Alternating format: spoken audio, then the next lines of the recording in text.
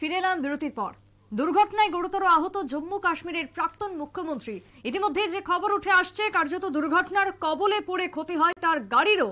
অল্পের জন্য রক্ষা পেলেন তিনি এবং তার নিরাপত্তা রক্ষীরা। কথা বলবো আমাদের প্রতিনিধি অঙ্কিতা বর্ধন, জোড়া গেছে টেলিফোন লাইনে। অঙ্কিতা, ভয়াবহ দুর্ঘটনায় গুরুতরভাবে জখম হয়েছেন প্রাক্তন মুখ্যমন্ত্রী জম্মু কাশ্মীরের। কিভাবে দুর্ঘটনা ঘটলো এখনো অবধি কি খবর? একদমই। দেখো, বৃহস্পতিবার মর্মান্তিক পথ দুর্ঘটনার শিকার হয়েছেন জম্মু এবং কাশ্মীরের প্রাক্তন মুখ্যমন্ত্রী ও পিডিপি সভাপতি মেহবুবা মুফতি। জানা গেছে অল্পের জন্য তিনি কোনো মতে প্রাণ বেঁচেছে। কাশ্মীরের অনন্তনাগ জেলায় এক সক্ষম এলাকায় তার এই গাড়িটি দুর্ঘটনার কবলে পড়েছে। জানা যাচ্ছে যে বিপরীত দিক থেকে আসা একটি গাড়ির সঙ্গে তার গাড়ির সংঘর্ষ হয় এবং এই ঘটনায় মেহবুবা মুফতির আঘাত না পেলেও তার গাড়ির চালকের পায়ে সামান্য কিছু আঘাত হয়েছে। জম্মু এবং কাশ্মীরের প্রাক্তন মুখ্যমন্ত্রী এবং পিডিপির প্রধান মেহবুবা মুফতির গাড়ির দুর্ঘটনা কবলের খবর ছড়িয়ে পড়তেই কিন্তু গোটা দেশ জুড়ে এক প্রকার চাঞ্চল্য ছড়িয়ে পড়ে। সঙ্গে সঙ্গে ঘটনাস্থলে পুলিশ সহ ওনার দেহরক্ষীরা ছুটে আসে। তারপর তাকে উদ্ধার করা হয়। বিশেষ করে ওনার যে গাড়ির চালক রয়েছে সে সামান্য পায়ে ব্যথা পেয়েছে, আঘাত পেয়েছে। তারপর তাকে সেখান থেকে হাসপাতালে নিয়ে যায়। দুর্ঘটনার তথ্য নিয়ে এই মুহূর্তে পিপলস ডেমোক্রেটিক পার্টির মিডিয়া সেল জানিয়েছে যে পিডিপি প্রধান অর্থাৎ মেহবুবা মুফতির গাড়ি আজ জম্মু কাশ্মীরের অনন্তনাগে যাওয়ার সময় এই দুর্ঘটনাটি ঘটে এবং ঘটনায় প্রাক্তন মুখ্যমন্ত্রী এবং তার নিরাপত্তা আধিকারিক অল্পের জন্য বেঁচে গেছেন বলে তারা জানাচ্ছেন।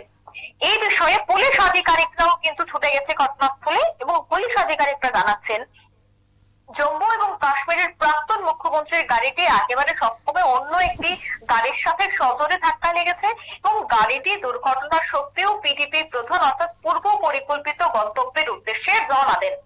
দলের এক মুখপাত্র এই ঘটনা সম্পর্কে বলেছেন যে মেহবুবা নিরাপদ এবং তার কোনো আঘাত লাগেনি এবং তার এই দুর্ঘটনা প্রসঙ্গে কিন্তু এই মুহূর্তে উদ্বেগ প্রকাশ করতে দেখা গেছে জম্মু কাশ্মীরের প্রাক্তন মুখ্যমন্ত্রী ওমর আব্দুল্লের।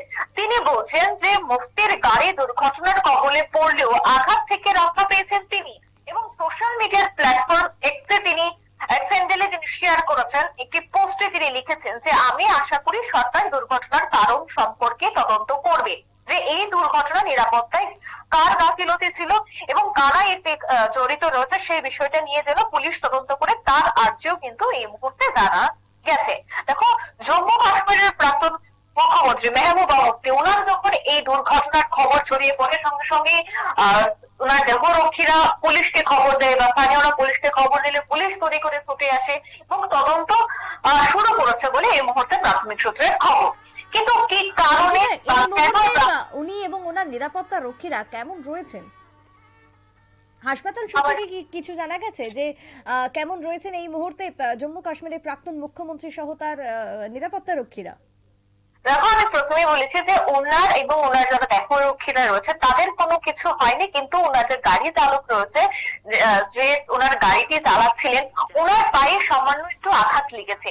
কিন্তু মেহবুবা মুফতি সহ ওনার যারা দেহরক্ষীরা রয়েছে তাদের কোনো ধরনের আঘাত বা তারা এই দুর্ঘটনার কবলে তাদের কোনো ধরনের ক্ষয়ক্ষতি হয়নি বলে এই মুহূর্তে পুলিশ এবং জম্মু কাশ্মীরের প্রশাসনের পক্ষ থেকে এই মুহূর্তে আপডেট উঠে আসছে।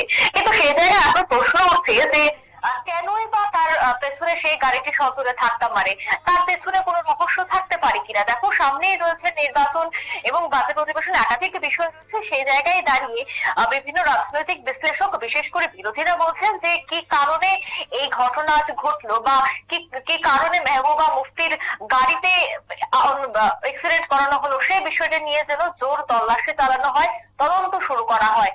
যদি কেউ ওনার পিছে এই ঘটনাগুলি করে থাকেন বা এই গোটা ঘটনার পেছনে যদি কোনো রহস্য থাকে তা যেন খুব দ্রুত উন্মোচন করা হয়, সেই বিষয় নিয়ে কিন্তু এই মুহূর্তে দাবি উঠছে জম্মু কাশ্মীর থেকে। সুপ্রীতি, বেশ ধন্যবাদ অঙ্কিতা। কথা বলছিলাম আমাদের প্রতিনিধি অঙ্কিতা বর্ধনের সঙ্গে। তবে প্রাক্তন মুখ্যমন্ত্রী জম্মু কাশ্মীরের যিনি দুর্ঘটনা কবলে পড়েছেন এবং মারাত্মকভাবে তিনি জখম হয়েছিলেন, কার্যত মেহবুবা মুফতির আপাতত তেমন কোনো ক্ষতি হয়নি বলেই পুলিশের সূত্রে খবর। একটা ছোট্ট বিরতির পর ফিরে আসছি, সঙ্গে থাকুন।